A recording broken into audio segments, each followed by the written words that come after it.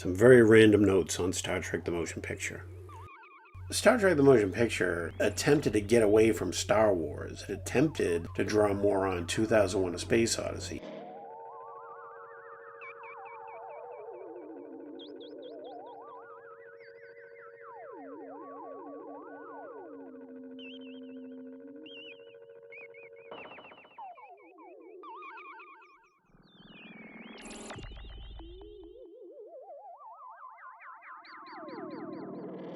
It is an expensive movie. The story of its making should be made into a miniseries. There's nobody to really root for. It isn't until the very end of the movie that our characters all come together as the group we liked from the old show. It ends where we all wanted it to begin.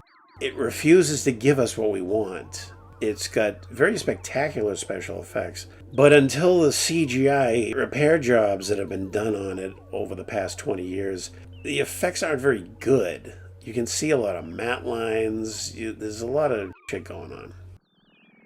And it takes forever to get someplace. They go into this cloud and they fly over this machine that dwarfs the Enterprise, and then they try to get in its butt, and it won't let them into their butt, and then it finally brings them into its butt, and then we find out the big shocking surprise. It is a thing that is godlike in its omnipotence, but it doesn't have the brains to scrape off the crap on its nameplate to know what its actual name is. Star Trek II is the only sequel I can think of that completely ignores the successful original. Imagine if they continued on the line they started with the motion picture.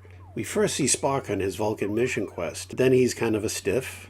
And then, after encountering V'Ger, he realizes V'Ger just wants a hug. He wants to be loved. The scene where Spock grabs Kirk's hand and talks about this simple feeling.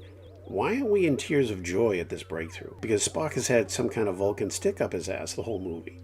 We don't see the rounded character of Spock we knew for 3 years. We're seeing a cold, machine-like person. We have no opportunity to like Spock in this movie. That's okay in a series where next week he'll be back to what he was like last week. I know that fans of the motion picture say, well, this is all just setting up after the gap. We have to get the team together, and they really aren't together until the climax. Well, it's like the problems with the Disney Star Wars movies. They had an opportunity to reassemble the people that the audience wanted to see. In Star Trek the Motion Picture, the only person that is really the way he was in the original is McCoy. His is the only character who's entertaining and enjoyable in the whole movie. Spock had much less to do in Wrath of Khan, but the tears there are earned, even if now we know Spock will be around for another 35 years of movies. He's just kind of in the background in the Wrath of Khan, but the way he ends up makes us feel something. The rebuilt Enterprise's imperfection stuff is just a pain in the ass, as if John McClane kept getting calls from his contractors back home about new plumbing problems. Who the f cares? The long tour of the Enterprise is a great opportunity for Jerry Goldsmith to compose to pretty special effects. McCoy is the emotional leg of the lead trio. Spock would have found him irritating, but what if McCoy figured out why Spock was so stuck up? What if McCoy was the key to Spock loosening up, so he was open to what V'Ger had for him? Voyager was in space. How did his nameplate get corroded?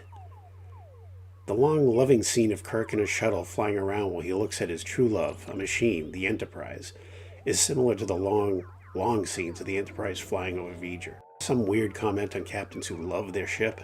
With a bland palette of white, gray, and another kind of gray, Richard H. Klein does a really good job of making us feel like the Enterprise is actually in space, on a deep space mission. I think his use of delicate shadows on the bridge scenes make us feel we're on an Earth submarine, with the room lights dimmed so we can better see the lit readouts and buttons. Even though the readouts are baloney, there's nothing in these readouts that's of any use to anybody. All those marbles with no labels for the controls. Who the hell knows what any of them stand for? Star Trek the Motion Picture is not 2001: A Space Odyssey. It tries, and that's pretty important too, to make an attempt at serious science fiction.